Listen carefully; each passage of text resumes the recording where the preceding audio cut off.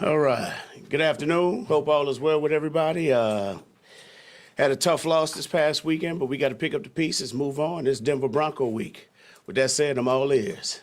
How much do you feel Isaiah's improved since the beginning as far as patience and vision? I know that hasn't been the point of emphasis for y'all. You know what? I think he's done a good job of progressing each and every week. Every week he does something a little bit different. Obviously, what's showing up on tape is that he's running extremely hard. He's doing a heck of a job of moving the chains. We just got to continue to build and grow with him. Travis obviously was disappointed with the fumble. He's not someone who fumbles a lot. It looked like he was doing everything correct on that play. He's a veteran. He probably doesn't need a lot of coaching on that. But how do you approach that with someone of his stature when they have a fumble like that ends up costly? The thing about Trav has been through this, and he understands exactly what you said. He's a veteran player. You know, guys never want to go into a game wanting to fumble the football. So he was trying to do everything, but he understands that cannot happen. When you're playing in those type of games in that type of atmosphere, you know, the margin of error is so small and so minute that the littlest thing can dictate the outcome of the game. And the thing I took away from all of it, from that experience, is just getting our guys to understand that you never know when something little can have such an impact. So it's important that we're focusing on the little detail aspects of our game. That way now we don't have to worry about that. So we got to take care of the little things. We got to take care of the details. We'll improve. We'll be better. And sometimes you need those type of lessons moving forward to help you to continue to grow in the right way as collectively as a group. When you're being touched by three defenders like that, is the coaching point to continue to fight, or is it, is it both depending on the situation? Well, here's the thing. And as a former player, there's always an ego about you, you know. Hey, I'm the man, I can do this, I can do that. But sometimes you just got to know when to say when. You got to know when to surrender. At the end of the day, just like I discussed with the guys each and every week, the ball is the most important thing, not you. So let's just make sure anytime we're in possession of that football that we're handing it back to the ref after each and every play. The Broncos have struggled. They haven't won a lot of games, but their defense is still very good. What are the big challenges you guys will have facing their defense? Every week it starts up front. Those guys are doing a heck of a job, and they're showing up on tape. Every week it starts up front. Their D-line is playing. They're playing hard. They're playing fast. Those are two interior guys, the Jones brothers. They're doing a hell of a job. Browning, number 53. I mean, they got some guys. Purcell's doing his thing. The backers, Josie, 47 and 49. And then, hell, at secondary, Justin Simmons, Kareem Jackson, the nickel, number 21. It's a shame I can't think of his name. But then they got a rookie out there. I think the kid is from Nebraska that's playing. They're very good, okay? They show up on tape for all the right reasons. So although they are struggling, they're still the Denver Broncos. They're one of those teams that we know that has a great ideal and feel for what we do. So it's our job to make sure that we're not taking anything for granted. I can care less what their record shows. I do know this. When you look at them defensively, they're playing championship football. And it's our job to make sure that our guys are ready and plugged in. They need to go out and perform. When you get to this point of the season, I mean, obviously they're not going to make the playoffs. But when you're watching them on tape, you're seeing that defense fighting like they're fighting for a playoff spot. Oh, yeah. Oh, yeah. You got to understand, guys are auditioning for jobs. So anytime the Kansas City Chiefs are coming to town or teams are coming to visit us, it's their Super Bowl. They want to see how they measure up against a team that's had a great deal of success for a number of years. And so we know that we're going to get their best. And so when you know that, it's important that we do not slip. So I'm going to go back to what I said earlier. It's always about the little detail aspects of our game. We got to make sure that we're on top of everything. But we need to go out there and collectively play hard and play fast, but also have a sense of urgency and a sense of purpose in everything that we do by detailing their specific job on that one particular play. What do you think of Colorado's new football coach? Hey, I've known Prime for a long time. I'm actually very happy and excited for him, you know, but my whole focus is on the Denver Broncos. I know Prime is getting all his attention that he needs. right now. But I think he's going to do a great job. Hey, Coach. I was surprised a week ago when Patrick Mahomes in here said that he's kind of liking staying in the pocket, and as he gets older, he wants to be more and more in there with an occasional breakout.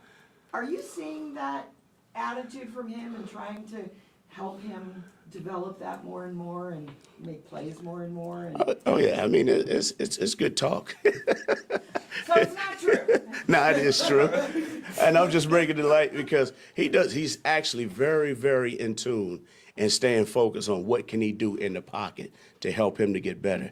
Especially just like I discussed a few weeks ago about our interior three. Those guys do a great job of protecting the depth and giving him an opportunity to step up. But Pat's one of those guys, if he feels something, he's going to find a way to make a play with his feet. And he's dynamic at it.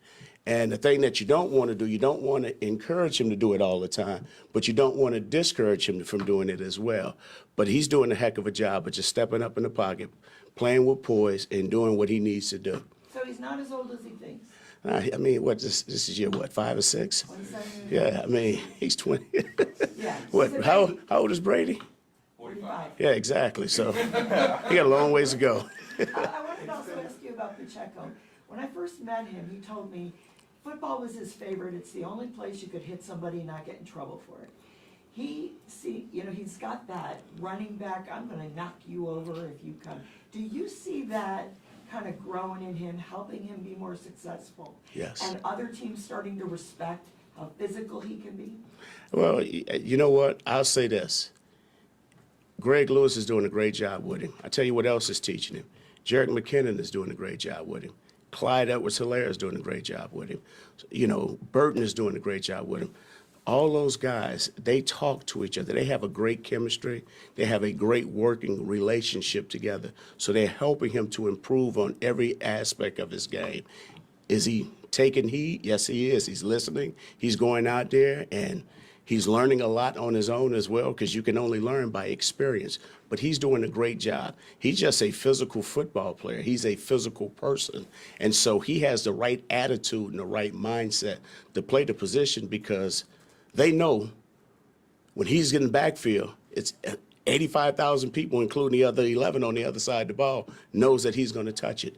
And so you have to have that temperament to play physical and to play aggressive. And he has that. Coach Lucas Niang's been back for a few weeks. Looks like he's had some team snaps, got in, I believe, 1 snap as a 6th man.